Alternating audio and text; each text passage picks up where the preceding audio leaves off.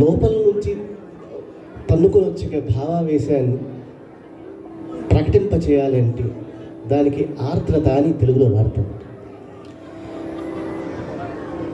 ఏమి చేసినా నువ్వు నాకు అనిపించటం లేదు, ఏమన్నా ఆపుతున్నారు, అంత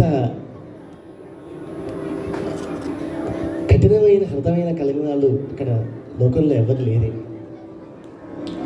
ఏం చేస్తే నువ్వు కనిపిస్తావు స్వామి అని త్యాగరాజ స్వామి నీ నగుమో కనలేని నా జాలి తెలిసి ఎప్పుడు నన్ను ప్రోత్సాహం. It's a surrender to the feet of Lord Rama and asking him,